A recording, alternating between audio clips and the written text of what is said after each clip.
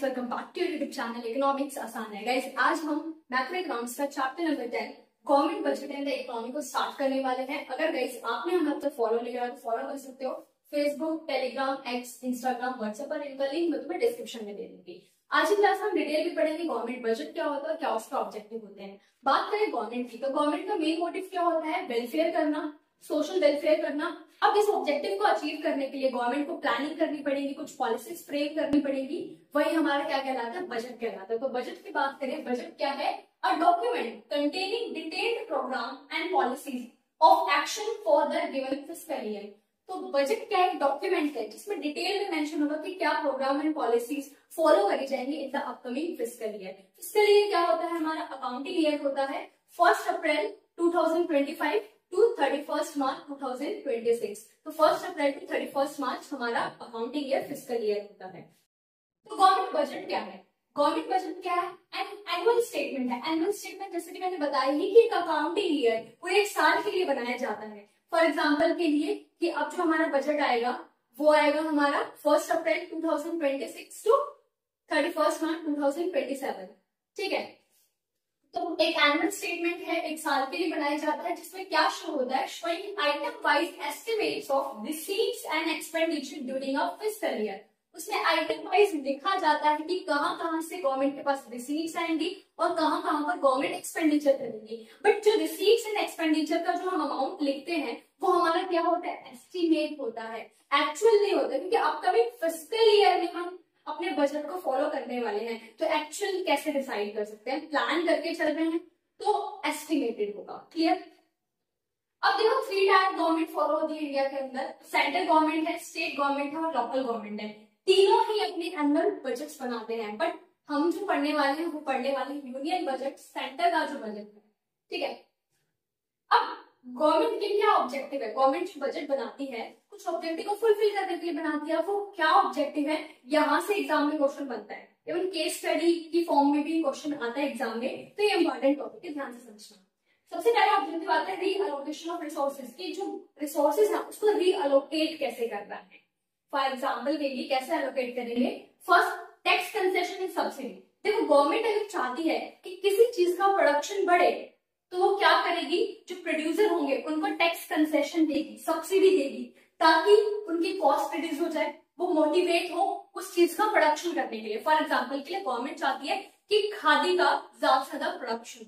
अब ज्यादा से ज्यादा प्रोडक्शन करने के लिए गवर्नमेंट क्या करेगी कि जो भी प्रोड्यूसर खादी का प्रोडक्शन करेगा उनका टैक्स रेट कम कर देगी, उनको सब्सिडी प्रोवाइड कर देगी। इससे क्या होगा? उनकी कॉस्ट रिड्यूस होगी, प्रॉफिट ज्यादा होगा, वो मोटिवेटेड होंगे, एनकरेज होंगे खादी का प्रोडक्शन करने के लिए।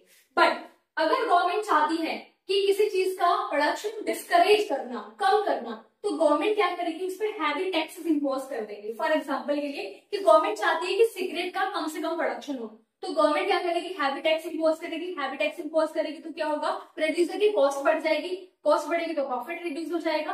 तो जो प्रोड्यूसर है वो डिस्करेज होंगे सिगरेट का प्रोडक्शन करने के लिए। तो समझ में आया? अगर गवर्नमेंट चाहती है कि प्रोडक्शन हो तो टैक्स कंसेशन में सब्सिडी देगी, अगर गवर्नमेंट चाहती है कि प्रोडक्शन ना हो तो वो हैवी टैक्सेस इंपोज कर देगी।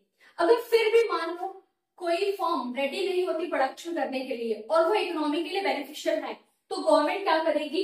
Directly producing goods and services खुद प्रोडक्शन करना स्टार्ट कर देगी, क्योंकि गवर्नमेंट की खुद की भी तो पब्लिक सेक्टर अंडरटेकिंग्स है, पीएसयू है। समझ में आया? सेकेंड आता है reducing inequalities in income and wealth. अब देखो, रिच एंड पुअर के बीच में इनइक्वालिटी है। अब इस इनइक्वालिटी के गैप को क्या करना है? रिड्यूस करना है। जीरो तो कभी भी नहीं हो सकता, ठीक है, गैप कभी भी खत्म नहीं हो सकता, बट हाँ उसको रिड्यूस जरूर करा जा सकता है। अब रिड्यूस कैसे करेगी गवर्नमेंट? गवर्नमेंट क्या करेगी? जो रिच पीपल है उनकी इनकम पर टैक्सेस ज्यादा कर देगी, टैक्सेस जो आएगा उसको स्पेंड करेगी किस पर? पुअर पीपल पर। अब इससे क्या होगा? जो इनइक्वालिटी का गैप होगा वो कम होगा। क्यों? क्योंकि जो रिच पर हैवी टैक्स लगाया गया उससे रिच की इनकम कम हो गई, और जो टैक्स आया उसको स्पेंड करा पुअर पीपल पर, जिससे उनकी क्या हो गई? लिविंग स्टैंडर्ड रेज हो गया। तो कहीं ना कहीं गैप रिड्यूस हो जाएगा between rich and poor people.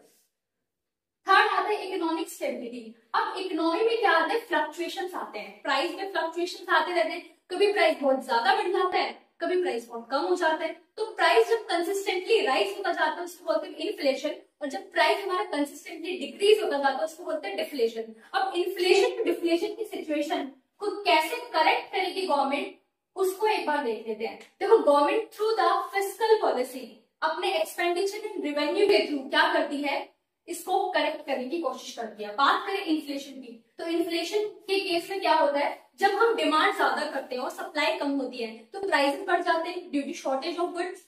तो इस केस में गवर्नमेंट क्या करेगी, लोगों की इनकम को रिड्यूस करने के लिए टैक्सेस इम्पोज कर देगी, हाईवे टैक्सेस इम्पोज कर देगी। अब टैक्स ज्यादा लगेगा तो इनकम कम हो जाएगी, इनकम कम हो गई तो डिमांड भी कहीं ना कहीं हम क्या करेंगे, कम करेंगे। बात करें गवर्नमेंट अपना एक्सपेंडिचर कम कर देगी, एक्सपेंडिचर कम करेगी तो लोगों को एम्प्लॉयमेंट कम मिलेगी, एम्प्लॉयमेंट कम मिलेगी तो इनकम रिड्यूस हो जाएगी, अगेन डिमांड कम हो जाएगी। बेसिकली इन्फ्लेशन में हमें फोकस करना है कि डिमांड को कम करना चाहिए। अब डिमांड को कैसे कैसे कम करेगी वो मैंने तुम्हें बता दिया है। अब बात करें डिफ्लेशन की, अब डिफ्लेशन के केस में क्या होता है, सप्लाई बहुत ज्यादा होती है, डिमांड बहुत कम होती है, तो इसके प्राइसेस हमारे क्या हो जाते हैं, कम हो जाते हैं। अब इस केस में हमें डिमांड को बढ़ाना है, डिमांड को बढ़ाना है तो लोगों की इनकम को बढ़ाना पड़ेगा। तो यहाँ पर गवर्नमेंट क्या करेगी, टैक्स रेट को कम कर देगी ताकि लोगों की डिस्पोजेबल इनकम बढ़ जाए और लोग ज्यादा स्पेंड करें, डिमांड बढ़ जाए।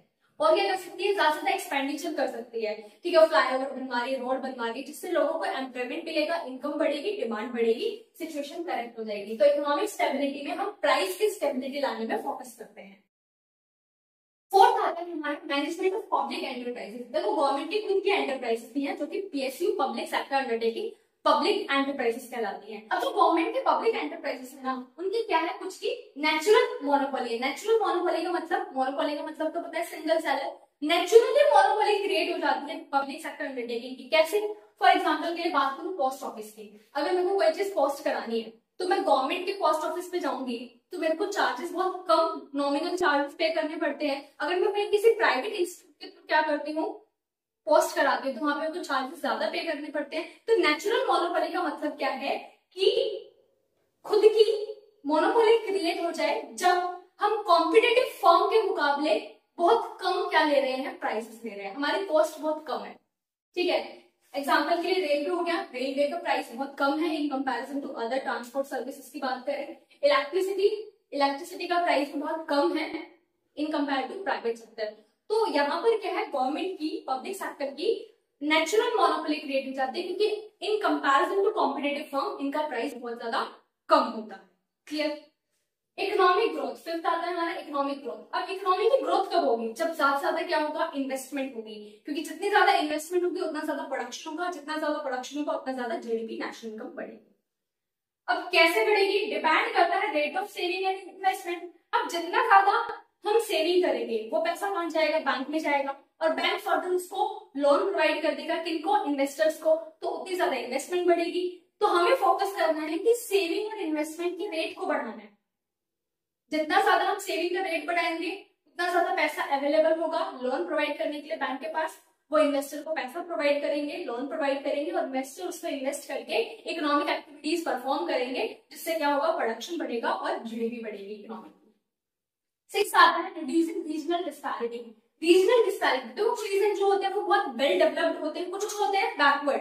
अब इस रीजनल डिस्पैरिटी को, कुछ बहुत डेवलप है, कुछ बहुत बैकवर्ड है, अंडर डेवलप है, इस डिस्पैरिटी को कैसे कम करा जाए, तो गवर्नमेंट क्या करती है, जो बैकवर्ड एरियाज है उसमें special economic zone SEZ setup करती है, कि प्रोड्यूसर्स को एनकरेज करती है कि अगर वो बैकवर्ड रीजन्स में अपना प्रोडक्शन यूनिट सेटअप करेंगे तो उनको लोन जो है चीप रेट पर प्रोवाइड होगा, टैक्सेस बहुत कम देने पड़ेंगे, तो इससे क्या होगा, प्रोड्यूसर एनकरेज होगा कि प्रॉफिट ज्यादा बचेगा, ठीक है। तो वहां पे भी जब प्रोडक्शन यूनिट सेटअप होना स्टार्ट हो जाएगी तो वहां के लोगों को क्या मिलेगी, एम्प्लॉयमेंट मिलेगी, डेवलपमेंट होनी स्टार्ट हो जाएगी उस एरिया की भी, तो जो रीजनल डिस्पैरिटी है वो रिड्यूस होना स्टार्ट हो जाएगी। सेवंथ आता है एम्प्लॉयमेंट जनरेशन। गवर्नमेंट का मोटिव क्या है, एम्प्लॉयमेंट जनरेशन करना, एम्प्लॉयमेंट बढ़ाना, जिससे लोगों को क्या मिले, रोजगार मिले, और ज्यादा से ज्यादा वो कंट्रीब्यूट कर पाए इकोनॉमिक एक्टिविटीज में। तो MG नरेगा के बारे में सुना होगा, Mahatma Gandhi National Employment Rural Guarantee act.